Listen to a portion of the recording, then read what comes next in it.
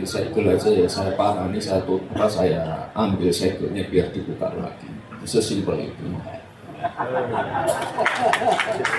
Jadi Solo itu dulu banyak sekali cerita-cerita, image-image buruk tentang Solo. Ini kita mau merubah itu, dan alhamdulillah kalau di Solo banyak sekali dukungan-dukungan dari Pak Kapolres, dari Pak Dandim, dari Pak Danrem, dari guru-guru kami, Gus Karim dan lain-lain, itu luar biasa. Sini kan maju sini.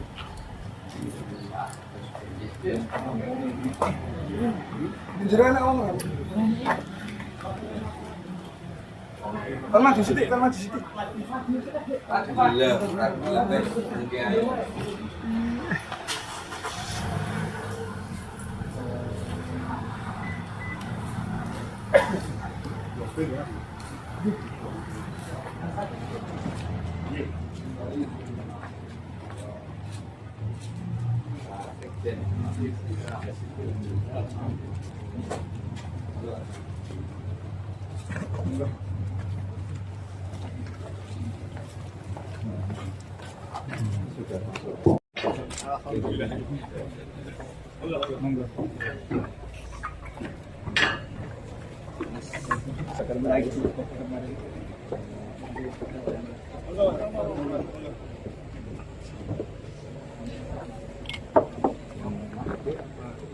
Wonten.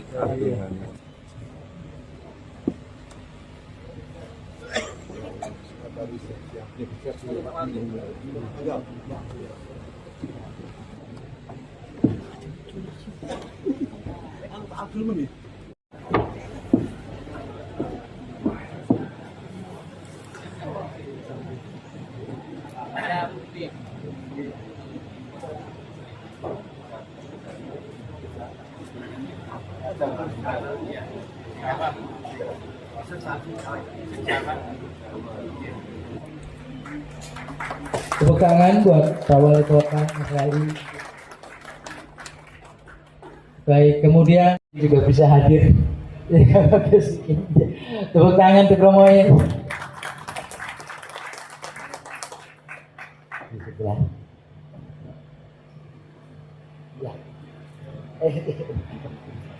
Kemudian yang ketiga, Sekjen IKPT yang terhormat Ustaz Ozikir, silahkan. Tepuk tangan buat Pak Sekjen.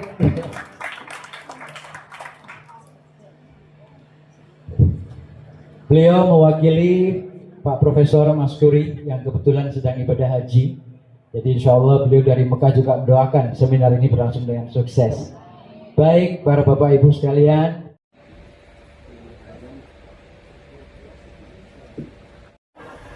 saya harus jujur di panggung ini. Saya penasaran, bukan nggak percaya, saya penasaran. Apa iya? Apa karena beliau punya terah dengan istana? Itu awal mendengar beliau mencalonkan atau dicalonkan.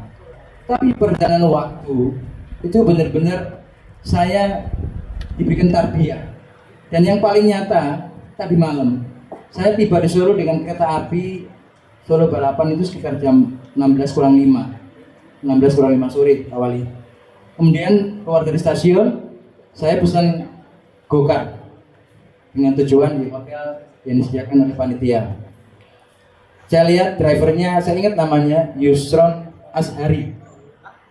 Dalam perjalanan dari Solo Balapan ke hotel, saya itu straight bertanya, Mas Yusron, jenengan naksiri sudah berapa lama? Kurang lebih 3 tahun. Oh ya, baik. Boleh saya nanya? Iya. Apa pendapat Mas Yusron tentang Pak Wali, Pak Gibran? Itu yang saya melihat secara psikologis. Saya kebetulan sedikit belajar tentang psikologis. Kalau pertanyaan itu dijawab dengan jeda hanya 1 detik, itu berarti akurasinya 99,99%, maksimal 1 detik.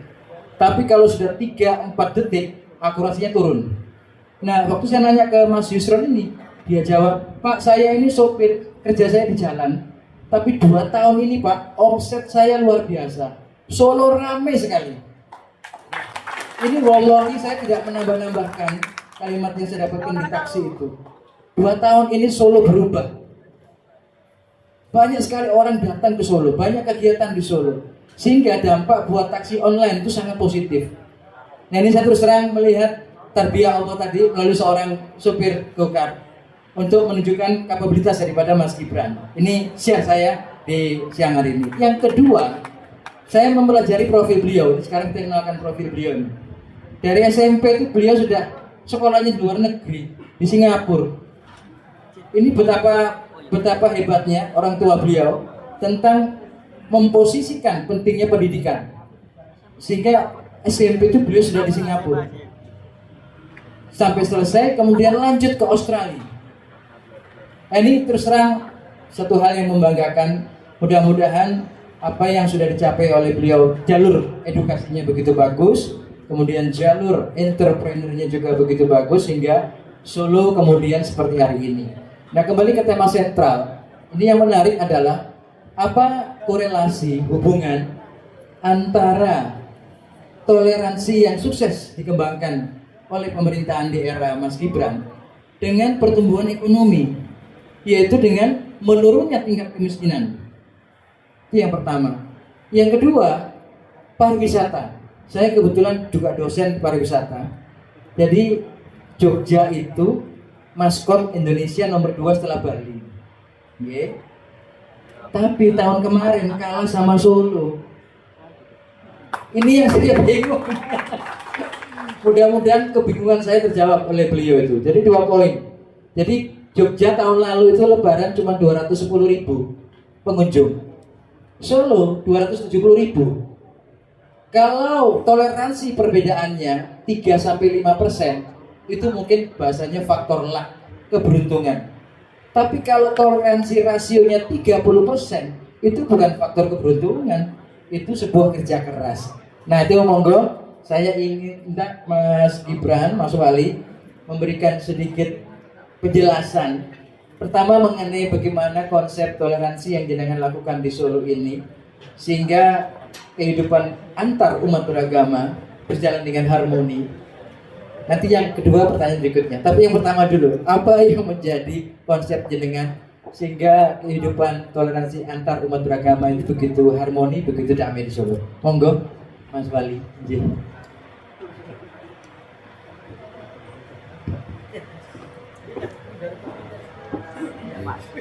Assalamualaikum warahmatullahi wabarakatuh. Waalaikumsalam warahmatullahi wabarakatuh. Pak Kiai, Pak Sekjen, Pak Moderator, Pak Kiai Haji Abdul Karim selaku tuan rumah acara siang hari ini, Bapak Ibu keluarga besar IKPT, selamat datang di Kota Solo. Ini saya percepat aja ya Pak Sekjen, karena udah azan dan saya lihat makan siangnya sudah disiapkan, jadi saya percepat aja. Mas Wali ini semua berpuasa kok, itu berpuasa. Kita langsung ke case study aja. Kita mau menampilkan beberapa artikel-artikel dari media-media elektronik. Coba ditampilkan. Ya, operator siap. Ya, kota toleran di seluruh Indonesia. Tapi sebelumnya itu nggak pernah masuk 10 besar, Pak Moderator. Jadi dulu waktu saya awal menjabat tuh berita-berita seperti ini ada terus. Ini apa ya? Monggo kalau mau berdiri monggo. Oh, ini tentang lampion. Monggo Mas Wali kalau mau berdiri monggo. Di balai kota itu biasanya ada lampion, kita ngerayain Imlek, ada boneka semacam patung-patung dari sio-sio.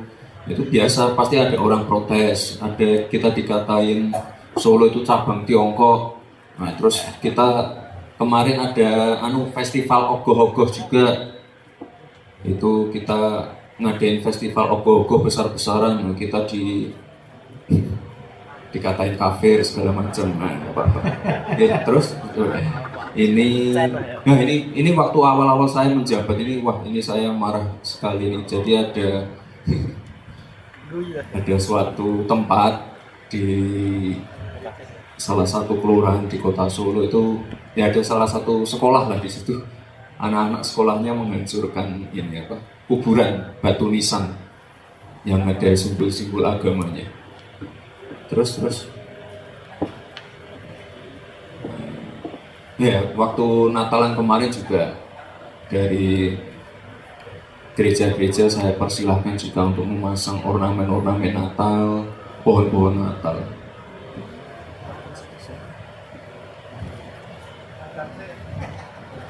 Tunggu dulu atau baik, kita jeda mungkin ya 10 menit.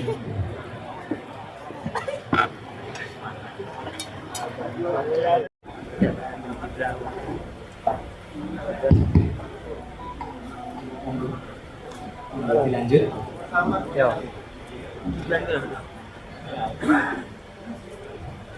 Lanjutkan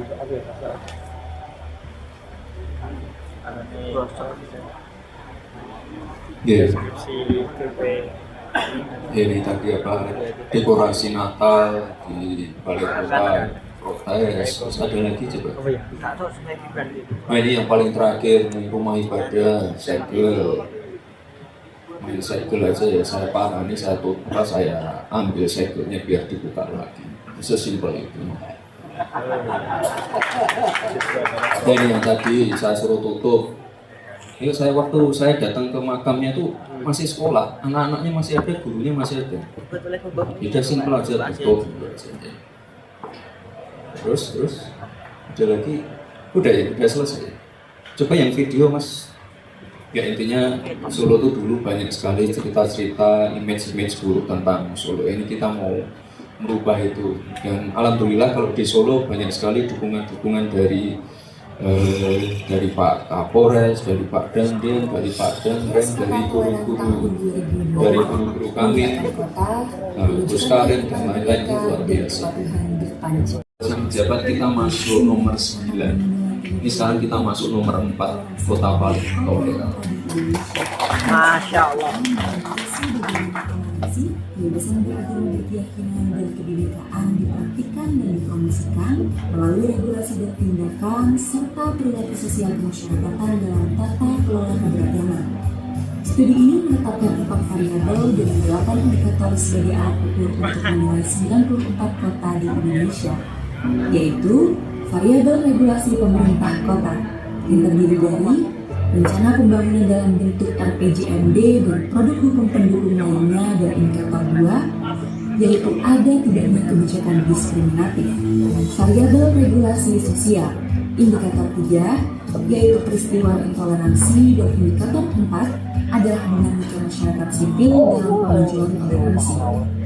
Variabel tindakan pemerintah, indikator 5 pernyataan pejabat kunci tentang peristiwa intoleransi, dan indikator 6 tindakan nyata pemerintah dalam pengajuan toleransi. Variabel demografi agama, indikator 7 heterogenitas keagamaan penduduk, dan indikator 8 inklusi sosial keagamaan. Berdasarkan hasil studi indeks kota toleran 2022, berikut ranking dan skor kota-kota yang masuk dalam 10 besar kota dengan skor toleransi tertinggi. 4. Kota Surakarta dengan skor sebesar 5,2. Tangan Surakarta luar biasa. Masya Allah. Surakarta menempati peringkat keempat sebagai kota dengan skor toleransi tertinggi pada IKT 2022 dengan skor sebesar 5,883. Kota Surakarta terus menunjukkan tren positif melalui peningkatan dibanding IKT 2021, di mana Kota Surakarta menempati peringkat ke-9 dengan skor sebesar 5,783 pada IKT 2021. Pencapaian ini menjadi potret akumulasi dari Kota Surakarta untuk terus merawat keberagaman dan dialog saling menghargai perbedaan. RPJMD dan RKP Kota Surakarta menjelma menjadi basis penguatan toleransi. Salah satu misi di dalamnya adalah mewujudkan daerah yang kondusif dan kerukunan antar umat beragama dalam tata kelola kehidupan. Begitupun dengan adanya program pengawas utamaan gender hingga alokasi anggaran yang memadai untuk kemajuan toleransi dan Jadi intinya ini Bapak Ibu, kita ingin menghilangkan image jeleknya kota Solo ya. Kota teroris, kota ini, kota itu, jadi kita pengen Solo ini adem aja. Jadi karena sekarang kita udah masuk nomor 4, kita terus fokus 17 prioritas pembangunan di Kota Solo. Saya nggak banyak-banyak, hanya 17 saja. Intinya yang jelek kita percantik, yang mangkrak kita lanjutkan, yang kumuh ya kita perbaiki. Intinya itu saja, dan dari 17 tempat ini kita memberikan ruang sebanyak-banyaknya untuk anak muda, untuk seniman, untuk UMKM, untuk semua orang untuk bisa berkreasi. Jadi warga itu punya tempat untuk mengekspresikan ide-idenya. Mungkin Bapak Ibu pernah ke yang nomor satu ini Masjid Syekh Said. Mungkin kalau yang belum pernah nanti mungkin bisa mampir juga ke sana. Jadi pengunjungnya ini banyak sekali. Tadi Pak Moderator bilang kita sudah melebihi Jogja untuk kunjungan wisatanya. Jadi kebanyakan datang ke nomor 1. Nah, nanti kalau Bapak Ibu pengen malam mingguan itu bisa nanti ke nomor 2. Nomor 2 ini makin malam makin ramai. Jadi di situ ada night market di Ngarsopuro, ada event namanya Solo is Solo, itu di Jalan Gatot Subroto, ada event juga, event musik di Mangkunegaran. Semuanya dalam satu ruas jalan. Jadi tinggal jalan kaki aja, semua jenis hiburan ada di situ. Jadi dari street food, street performing art, semuanya ada di situ. Jadi seniman-seniman, terutama seniman-seniman jalanan dan UMKM ada di nomor 2. Lalu nomor kalau Bapak Ibu mungkin yang ke Solo ngajak anak-anaknya yang masih kecil bisa ke nomor 6. Ini ada kebun binatang. Ini dulu juga tempatnya kumuh sekali. Ini kebun binatang itu binatangnya kurus-kurus. Binatangnya masih ditempatkan di kerangkeng-kerangkeng itu padahal nggak boleh. Terus ya pokoknya jelek sekali, banyak sekali. Jadi di situ tuh banyak sekali kekumuhan PKL yang tidak tertata, tenda-tenda dan lain. Tapi sekarang sudah kita kerjasamakan dengan Taman Safari. Ini salah satu wisata unggulan kita saat ini. Itu lalu nomor 7 ini belum jadi, Agustus baru jadi. Nomor 8 ini PLTSA, pembangkit listrik tenaga sampah. Terus nomor 11 dekat dari sini. Ini ada Pasar Jungking. Ini pasarnya udah kumuh sekali. Ini kita dalam 1 tahun akan kita benerin nanti jadi pasar yang benar-benar proper dan cantik.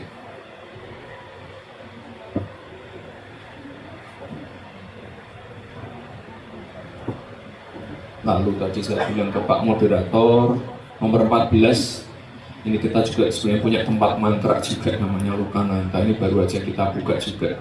Jadi ini ada museum piringan hitam, museum gamelan, tempat untuk perform musisi. Nomor 15 nyambung dengan nomor 2 ini Mangkunegaran. Nomor 17 baru digambar ininya, baru digambar sama arsitek. Nomor 16 sudah jadi. Dulu nomor 16 itu terkenal juga. Nomor 16 itu tempat yang tadi ada pengrusakan makam. Di situ lengkap, ada pelacuran, ada tempat-tempatnya laskar, ada kawasan kumuh, semuanya ngumpul di situ semua. Tapi sekarang sudah kita perbaiki, rumah-rumah di bantaran sungai sudah kita perbaiki, warga kita berikan sertifikat SHM gratis. Di situ kita bangun rumah sakit, pasar tradisionalnya kita bangun. Ini kita lagi nambah lagi rusun 2 tower. Pokoknya di tempat itu kita benerin semua. Karena seperti yang dipaparkan Pak Kiai tadi, intinya kan urusan perut dulu ya Pak Kiai. Jadi rumahnya udah kita benerin, kita carikan usaha. Kalau misalnya dari suaminya belum bekerja, kita carikan usaha apapun itu. Karena dari 17 tempat ini semuanya padat karya Bapak Ibu. Jadi biasanya kalau ada warga ke saya, Mas saya tolong dicarikan pekerjaan, biasanya saya lempar ke 17 proyek ini, entah jadi kuli atau apa, pokoknya harus jangan sampai nganggur. Itu intinya Bapak Ibu. Ada lagi apa nggak bisa? Selesai ya? Itu saja Bapak Ibu. Ini terima kasih sekali untuk undangannya. Dan ini saya rasa judulnya salah nih kalau kita sebut keberhasilan ini belum berhasil. Jadi kita PR-nya masih banyak sekali, PR-nya masih banyak sekali. Dan yang jelas kalau dari kami, dari saya pribadi ini alhamdulillah senang sekali karena backingannya banyak, backingannya Gus Karin, backingan dari kiai-kiai semuanya yang ada di sini, dari TNI, Polri, semuanya satu rampak barisan kalau ada kasus-kasus intoleransi. Yang jelas kita juga senang, warganya juga suportif, mendukung semua program-program dari pemerintah. Dan ini semuanya bukan karena saya, tapi ya gotong royong dari semua pihak. Kita nggak pengen Solo ini terus-terusan mendapatkan image buruk, kita ingin merubah itu. Kita pengen wisatawan, tamu yang datang ke sini tuh merasa nyaman, merasa welcome semua. Dan kita pengen sekali lagi dari 17 tempat ini nanti Bapak Ibu keluarga besar IKPT bisa berkunjung. Ini dari 17, mohon maaf ini baru 8 yang sudah jadi, yang 6 lagi dibangun, insya Allah tahun ini dan tahun depan selesai, yang 2 baru digambar. Jadi sekali lagi Bapak Ibu terima kasih untuk undangannya, terima kasih sudah dipercaya menjadi narasumber di sini. Saya mohon nanti ke depan bisa didukung terus untuk visi misi dan program-program yang ada di Kota Solo. Insya Allah itu memberikan dampak yang positif untuk perekonomian warga. Karena waktu awal saya menjabat di sini Pak Kiai, mohon maaf ini pertumbuhan ekonominya minus 0,174 ya karena COVID. Jadi saya awal menjabat itu awal-awal COVID, jadi terpuruk sekali ekonominya minus 0,174. Tapi karena kita ya semuanya barengan lah kerja keras, kita ekonominya naik ke angka 4%, tahun kemarin di angka 6,25%. Jadi kalau di Jawa Tengah itu rata-rata provinsi dan rata-rata nasional itu cuma 5,3 Pak Kiai. Kalau rata-rata kita udah 6,25, dan tinggi sekali. Kita juga pertumbuhan ekonominya juga melebihi ibu kota Semarang. Jadi ini multiplier efeknya dari yang namanya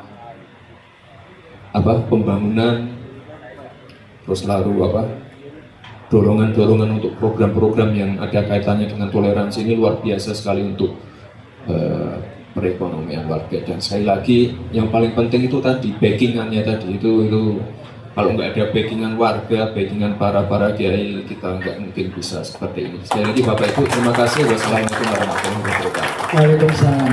Tapi jangan ditutup dulu dengan salam masalahnya karena maaf. Baik, karena tentunya para hadirin hadirat juga diberi kesempatan nanti untuk memberikan pertanyaan untuk memenuhi rasa penasarannya. Cuman saya agak mundur sedikit ke belakang. Terpaut 30.000 yang saya katakan, 60.000 atau 30%. Ini yang harus kita cermati adalah Jogja itu statusnya adalah wilayah administrasi provinsi. Sepakat ya? Solo wilayah administrasi kota madya tingkat 2. Artinya kalau seorang Mas Wali Gibran di tingkat 2 bisa mengalahkan capaian provinsi tingkat 1, terus kira-kira beliau layaknya seperti apa nanti ke depannya gitu. Ini fakta dan data ya. Jadi kita bicara realita, tidak bermaksud lebay. Itu poin 1. Yang kedua yang barusan disampaikan beliau tentang rata-rata tingkat pertumbuhan ekonomi nasional baik provinsi maupun nasional yang di kisaran 5%, ternyata di Solo bisa mencapai 6,25%, melampaui tingkat pertumbuhan rata-rata baik provinsi maupun nasional. 2 prestasi yang sudah terukir dalam 2 tahun. Tepuk tangan sekali lagi buat Mas Gibran, Mas Wali. Baik, sekarang mohon izin Mas Wali, kami serahkan ke floor. Nanti mungkin ada 2 pertanyaan yang bisa disampaikan langsung di dalam forum ini. Mungkin bisa dibantu untuk naik ke floor. Ya, dipersilakan yang ingin bertanya untuk mengangkat tangan. Baik, di antara 2 orang, 1 yang harus dipilih karena sebelahnya mungkin harus di sebelah sana nanti. Nanti, tapi biasanya saya sih belum pernah dapat hadiah. Nah, iPod itu belum pernah. Biasanya kan ada sayembara hadiah kayak gitu. Saya mengikuti Twitternya Mas Wali gitu. Kemudian terkait ini deradikalisasi. Nah, bahwa tadi saya kira Mas Wali itu kan tidak selamanya menjadi wali kota. Nah, ketika Mas Wali itu meninggalkan jabatan sebagai wali kota, ada kemudian tidak jaminan apakah proses-proses yang dilakukan oleh Mas Wali itu sustainable. Nah, ini yang saya kira bahwa dalam 2 tahun ini bisa akselerasi, it's okay. Karena Mas Wali masih pegang jabatan, tapi setelah itu apakah kemudian jaminan sustainabilitas itu ada. Nah, ini yang saya kira penting untuk dibarengi, karena ini bisa direplikasi di tempat lain adalah bagaimana deradikalisasi itu tumbuh dalam kesadaran publik. Nah, apakah kemudian saat ini di Solo misalnya partisipasi publik ketika mendorong deradikalisasi itu sudah berjalan atau tidak? Misalnya kalau tadi ceritanya Mas moderator, taksi itu baru testimoni, tetapi apakah kemudian itu menjadi agen-agen dari pemerintah Kota Solo untuk membangun deradikalisasi yang lebih masif dan sustainable? Ketika itu terjadi, saya kira menjadi sumbangan yang sangat besar Mas Wali untuk pemerintah-pemerintah daerah yang lain itu agar bagaimana model pengembangan, model pembangunan deradikalisasi yang bisa berakar dari bawah. Ini yang saya kira di pesantren-pesantren itu kan tidak semuanya. Saya kira yang persentase yang mondok itu kan ya nggak seimbang dengan mereka yang tidak mondok. Mungkin lulusan pesantren itu sudah bisa ngomong tentang pesantren, tentang deradikalisasi, tapi yang nggak pesantren. Nah, maka garapan ini yang nanti bisa disinergikan dengan alumni pesantren untuk membangun kesadaran deradikalisasi di tingkat publik. Nah, instrumen kedua itu yang saya kira dibekali lagi di pesantren selain tadi wirausaha, bagaimana instrumen deradikalisasi mereka menjadi agen-agen sosial yang kemudian berkembang menjadi diaspora di masyarakat. Terima kasih. Terima kasih. Baik, monggo Pak Sekjen mengenai kebijakan badan usaha milik NU. Monggo Pak Sekjen. Mungkin kalau badan usaha milik NU nanti ya Kikin ya, salah satu ketua PBNU di bidang ekonomi gitu. Tapi menarik yang disampaikan dari PW IKPT DKI ya. Jadi kenapa tidak sinkron dengan NU?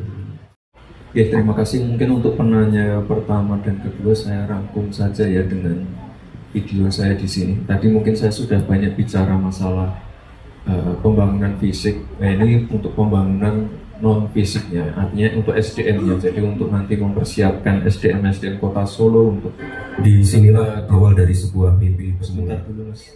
Untuk apa? Untuk menghadapi tantangan global, untuk menghadapi disrupsi, untuk menghadapi radikalisme. Nanti jawabannya ada semua di Solo Technopark ini. Jadi di situ ada program misalnya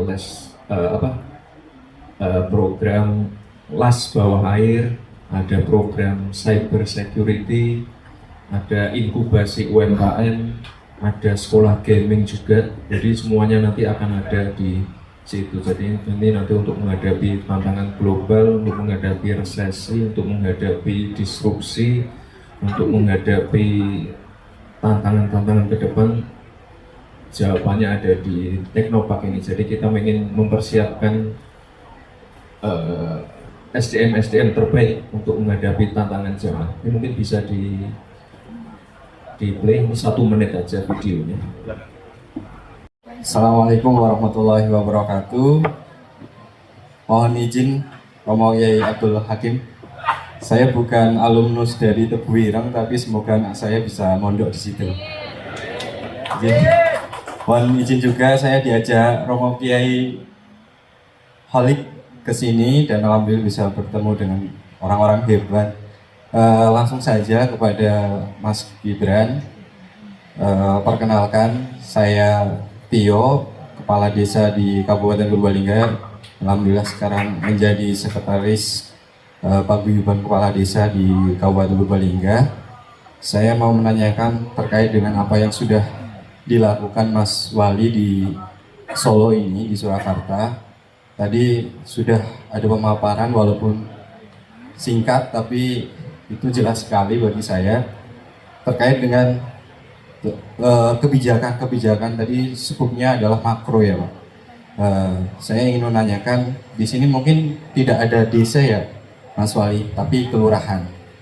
saya ingin bertanya kebijakan mikro di lingkup kelurahan seperti apa, dan yang kedua terkait dengan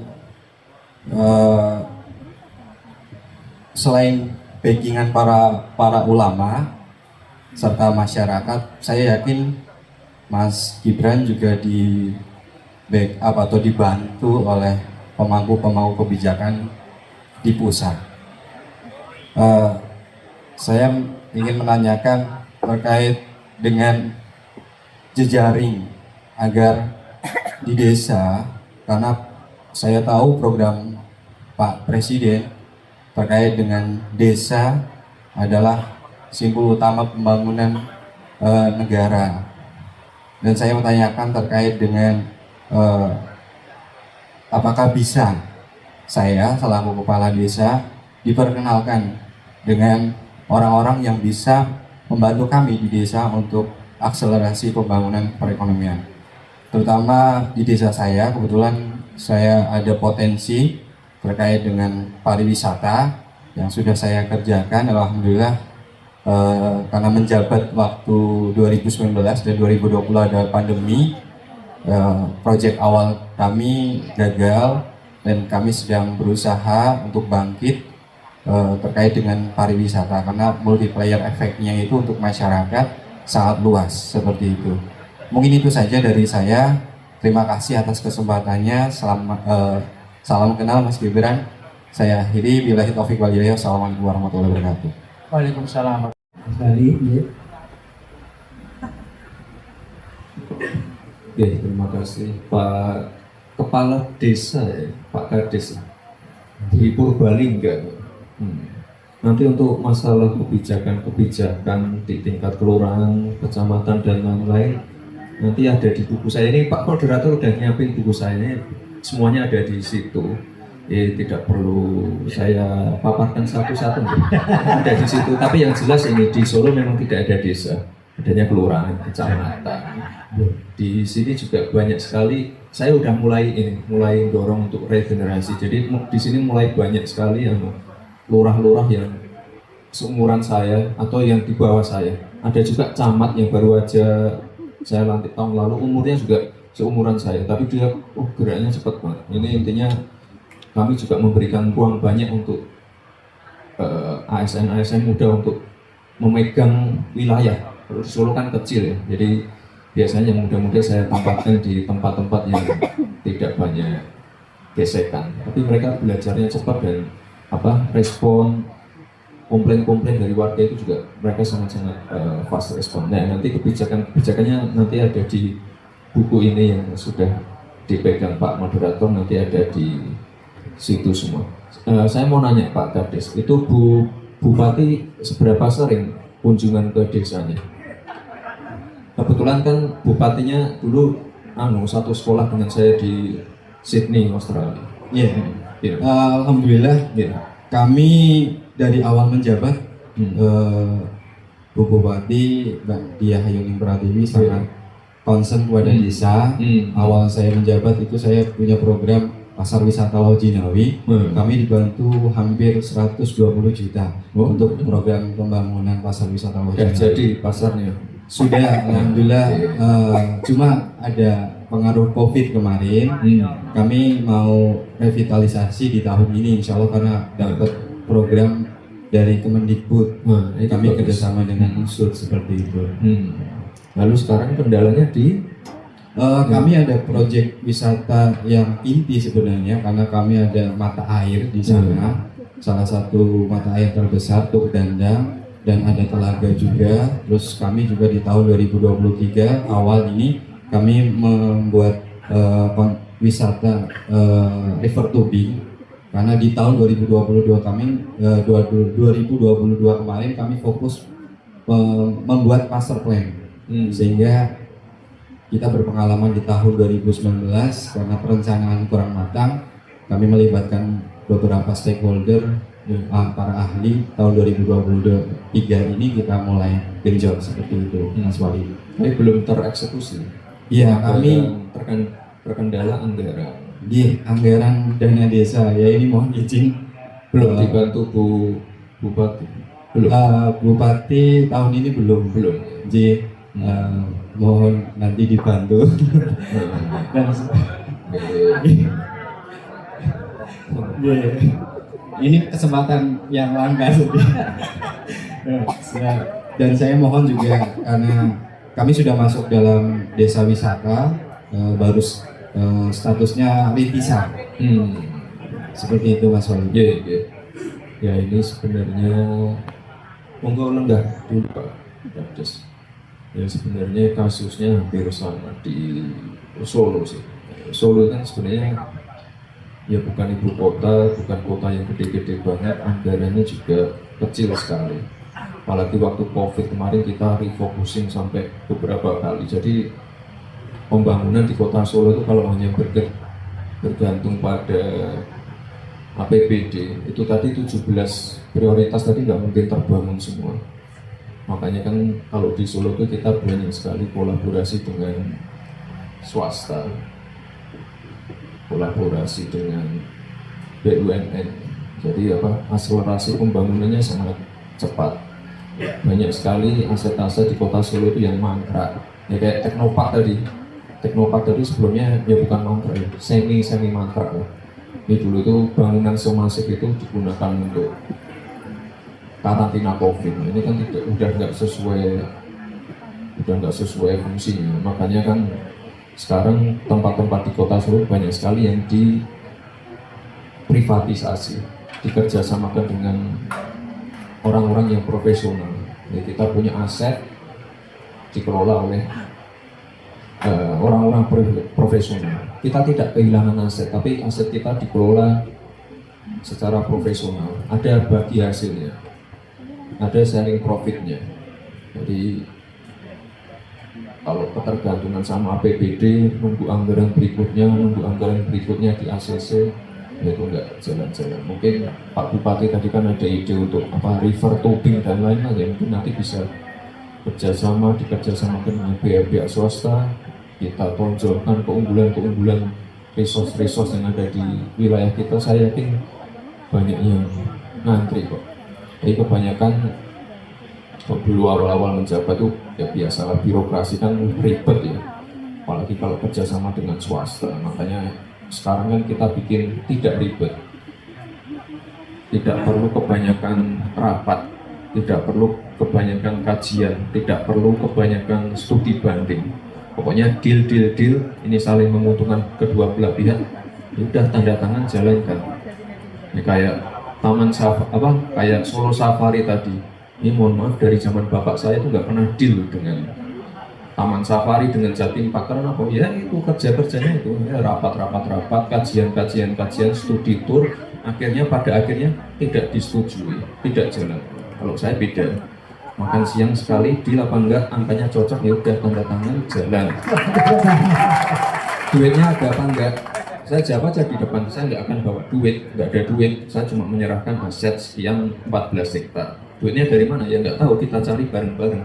Makanya kita akan kerjasama dengan ada yang namanya CSR, donasi-donasi, ya kita manfaatkan sebaik-baiknya. Kayak tadi ya di Masjid Sesair itu kan juga sebenarnya donasi CSR dari Abu Dhabi. Nah, itu misalnya. Jadi relasi networking ini yang kita bentuk. Jadi orang yang membantu tuh banyak. Kadang-kadang kita malah bikin ribet. Jadi ribet masalah. Ya itu tadi kajian. Oh ini nggak bisa ini Pak, harusnya.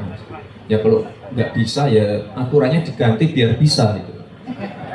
Itu semudah itu saya tekankan ke seluruh ASN. Jadi kalau regulasinya nggak bisa, perdanya nggak bisa, perwalinya nggak bisa, ya direvisi, dipisahkan. Mungkin ini nanti semuanya juga untuk kepentingan warga. Kalau saya sih ya itu tadi ada aturan baru, itu privatisasi aset pemerintah. Kalau aset besar dipegang pemerintah itu biasanya tidak terawat, kurang termaintain, dan tidak menghasilkan pemasukan. Makanya kan kita sekarang lagi kenceng-kencengnya privatisasi aset. Soalnya Solo ini nggak punya pertanian, nggak punya tambang, nggak punya perikanan, nggak punya apa-apa.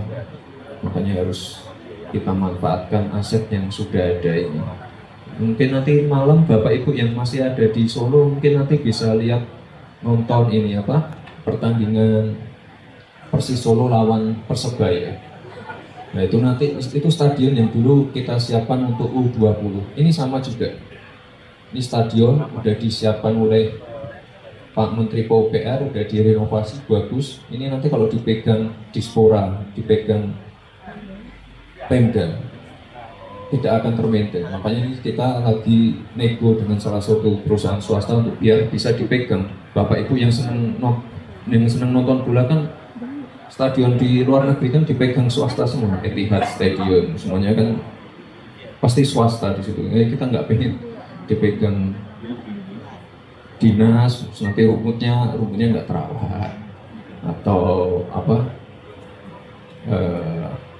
nggak bisa bayar listrik. Nah, kita pengen semuanya termaintain yang dipegang oleh profesional, dan saya kira langkah-langkah yang sudah dijalankan Pemkot Solo ini sudah ya on the track lah. Jadi apa, semuanya dipermudah, tidak perlu banyak rapat, tidak perlu banyak kajian, tidak perlu banyak studi tour, yang penting jalan.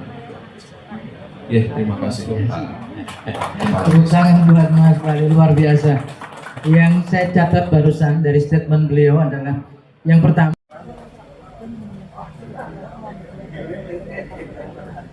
pun saya kira cukup Pak Moderator. Ini bukan closing statement tapi ajakan aja untuk Bapak Ibu keluarga besar IKPT ini.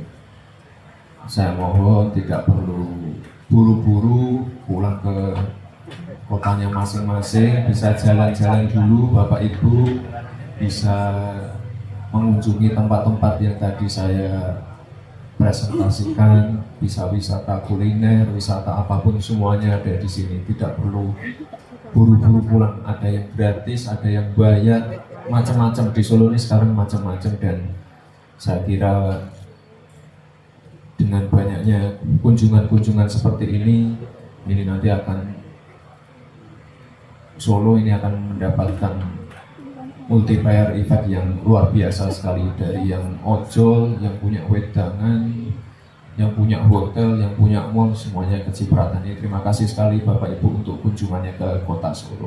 Ya.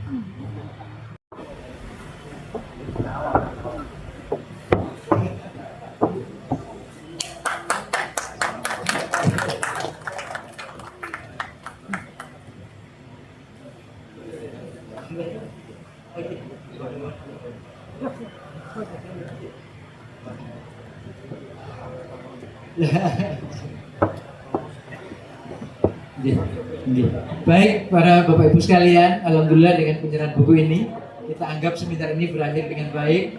Sebagai doa penutup mungkin,